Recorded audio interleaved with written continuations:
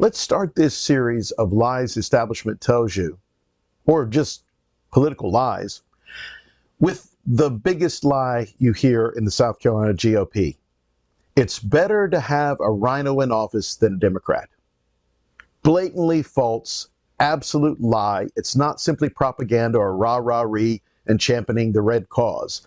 It literally is a lie. Why? Because a RINO is a Democrat in the Republican Party. We're not just talking about a Republican in name only. That's the acronym. The definition is a Democrat flying false colors, a Democrat camouflaging himself with a Republican Party banner. Why? Because they don't support the Republican Party platform. And I'm sorry, if you're going to run on the Republican Party platform, you have to comply with each and every precept. If you don't agree with it, go back to the Democrat Party where you belong. And yes, just recently we had a Democrat change parties and everybody's clapping their hands. Oh, he's giving us another Republican. No, we just got another Democrat hiding in the Republican Party. We have a supermajority. Let's examine the feasibility of this. We have a supermajority in our state of Republicans in the House and the Senate. And yet let's look at our conservative rating. Let's see where we stack up here. On the conservative website, we barely outrank Washington, D.C. And as you can see here, we don't outrank Congress. Congress has a better rating for conservatism than South Carolina. And South Carolina has again, minority in Congress. Minority Republicans has a higher conservative rating than a supermajority of Republicans in name only in South Carolina House and the Senate. No excuses. So for all of you that want to push this lie, it's a lie, and we're catching on. We're catching on to this. A lot of us that got in the Republican Party for this reason, because it no longer supports its platform. One of the most terrific platforms out there. I mean, this is a godly law, rule of law, constitutional platform, and yet they can't abide by it. Let's look at the reasons that a RINO is not better than a Democrat in there. Number one, they vote Democrat and liberal in most of their votes, or they don't vote at all. Or in the case of certain senators who will remain unnameless at this point of the video, one will vote one way and one votes the other way, so that always one of them, if you check our senators, one of them is always voting with the Democrats. And they neutralize our two votes, are wasted. Instead of them, and there's no excuse for this, because they're both Republicans. If they were truly both Republicans, they would both vote together every time on a federal legislation. They would represent South Carolina. The fact that they constantly keep jumping ship from Democrat to Republican means they're RINOs, and the fact that they are willing to vote against each other to neutralize their votes proves that they're not helping the Republican Party, they're helping the Democrat Party. Number two, they block real conservatives from making real change. Just like I said, you've got conservatives in D.C. to the point in the minority that they're more conservative than our state General Assembly, which has a lower conservative rating than D.C. has. Our guys stymie the process. Tom Rice votes for amnesty, just like Amnesty Graham does. They don't vote to protect the American worker and to protect illegals crossing the border from Mexico from being pushed into sex slavery, sweatshop labor, slave labor. No, they don't push the party. I mean, remember, we're supposed to be the party of anti-slavery, and yet they push modern slavery and indentured servitude through their policies. So they take votes away from moving the Republican football down the field. Number three, these Democrats lie about their positions and hide in our party. So they weaken the party from within. They reduce the party being strong backbone, pushing its platform. The whole while the Democrat Party, because that's the thing, these are spoilers. These are people undermining the wall, underdigging the moat to invade the castle. They're coming in and eroding our ability to get our agenda pushed forward, our platform moved down the field, while the Democrats are always advancing communism, are always moving their ball down the field. They are always gaining ground, even when Republicans are in the majority in D.C. This is the sad truth. The Republicans know the red wave is coming, and they're just trying to slip in every Democrat they can in the Republican Party to sabotage a reform that you, the people, are demanding.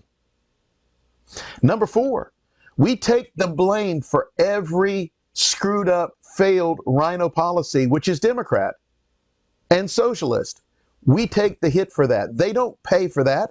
The Democrat Party doesn't get the bloody nose. The Republican Party gets the bloody nose. So there's no upside. When they screw up, we get the blame. If by some miracle of God they actually vote to support us, it's not enough help when we need it on critical issues or controversial issues. It's just a vote that was probably going to pass anyway.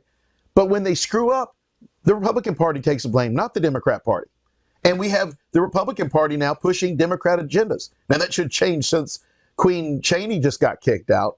And that's a very stalwart warning to the rest of the RINOs that you better fall in line and do what we're paying you for, or we're going to vote you all out. Topic for another video. Number 5, we can't get real Republicans to replace them because they confuse the voters, they muddy the water, and they know that the uninformed public is not scratching below the surface and digging into them and their voting policies to know that when you just check red or vote straight Republican platform, you're not getting your money's worth. You're not getting what you voted for. They know that. They also suck up the money. They're getting all the establishment money. Then they go in there and start grassroots grabbing money from our local voters to prop up their establishment RINO, Democrat, not campaigns, that would be regime, platform, activities, their administration of their duties or failure to do so. They suck our conservative dollars out of our local pockets to push those agendas forward while getting all the PAC money from big companies, big pharma, big ag, big chemical. They get all that, and then they still steal our local money fraudulently, I would say, because the people giving them that money think that they're giving money to Republicans, not Democrats. It's disgusting. Number 6, they buy off and destroy the Republican Party from within. I already touched on that. They are eroding the moral fortitude of the Republican Party and the credibility and integrity of the Republican Party. There's no good from that. There's nothing you could say good about that. Number 7, last but not least, they prevent us, through all the things I've said, from getting real Republicans, from moving our positive constitutional platform, our pro-Judeo-Christian ethic, pro-liberty platform, advanced against the radical communists in the Democrat Party. So you have and if you think I'm full of it, go read Saul Alinsky's Rules for Radical, go read Cloward and Pivens. These are books that have been out there for decades, and you should be familiar with them. And if you read them, they'll know it. They are preventing our good Republicans and our grassroots candidates from being able to accomplish real change to move forward our platform, which is literally going back to our fundamental platform, our historical American platform that used to be part of the platform, or most of the platform of even the Democrat Party, and letting the communists move the ball down the field all the time. While these wannabe country club Republicans are trying to act like it's 1983 again, and they can just play counterpunching, to the Democrats, and the Democrats are just liberals, barely even progressives at this point. No. These are neo-communists in our country, in our union, in our country of South Carolina. They're already there undermining us, and this has to be stopped. We need to take back our party and force the platform. And I want to go Janet Jackson on you because I love this song. What have you done for me lately? We need to be asking these incumbents, what have you done for me lately? I challenge you to call your House and Senate representatives and tell them, number 1, pass House 539 or 5399, the end of abortion bill, unamended through the House and the Senate. And number 2, you need to be calling them at the end of that call and every future call, say, what have you done for me lately? What have you done for me lately? And just keep asking, because there's an election coming up soon. And yeah, the primaries, that's a concept for another video. The primaries allowed them to slip more RINOs back in, but we can get some things done over the next 2 months if you push it. Then when we get our freshman class in December or in January, then we'll start moving the ball forward. But for now, you need to get everything you can before November the 8th done, and quit accepting the lie that a RINO is better than a Democrat in office. I'd rather have a Democrat because folks will fight a Democrat. He will be stymied. At this point, a Democrat is the minority. So another Democrat in office is not going to help them at all. We have a supermajority. If we gave them 10% more, they still can't change anything in South Carolina. And this is a question all of you guys need to be asking yourself. If we have supermajorities for years now, why don't we have a pro-life bill that has teeth in it? Why don't we have constitutional carry? And I challenge the governor. I'll debate him at any time. I voted for him. I campaigned for him. But Henry McMaster, you lied when you said that we are a Second Amendment sanctuary state. You have to be, constitutional carry has to be passed to be a Second Amendment sanctuary state. So I'll challenge you to debate any time on that. Love what you've done good, but you've got to go back to your fundamentals. And why, if we have that supermajority for a decade, have we not seen things move toward the Republican Party platform? You need to be asking that. What have you done for me lately? And why, if this is so great,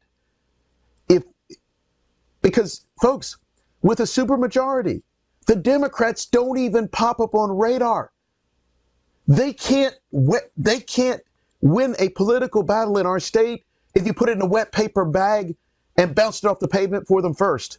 It's not going to work.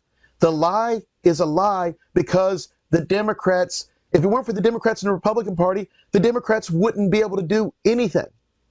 But with their RINO friends, they're Democrat infiltrators in our party, they're capable of doing things, and they have stymied our move to make South Carolina what she was originally, a free state that people moved from other places to come to because there was freedom here.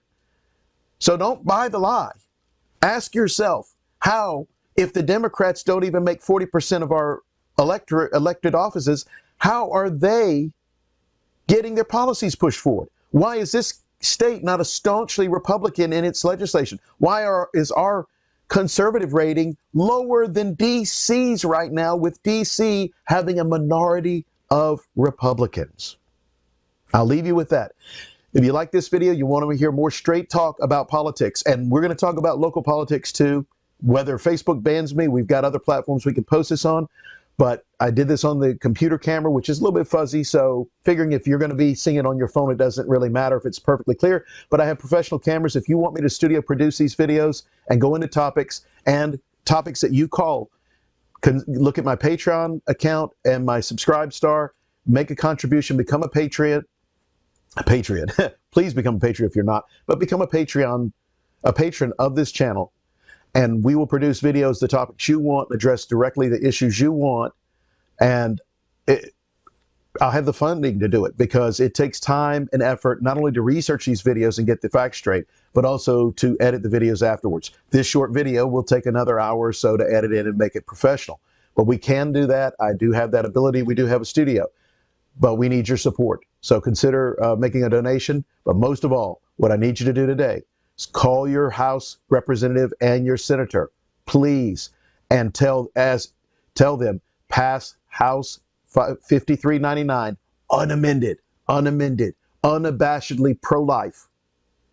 Because if you don't know, and I'm gonna get on that video later, but there's no excuse. We already have provisions to protect the mother. So get on that phone, tell him that, and then ask him at the end of the call, what have you done for me lately? Keep calling them once a week.